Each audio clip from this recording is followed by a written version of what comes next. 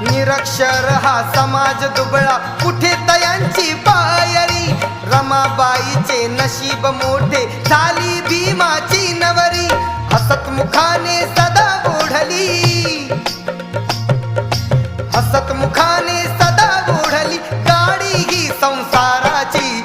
रमाई झाली स्फूर्ती ज्योती भीमराव आंबेडकरांची. रमाई झाली स्फूर्ती ज्योती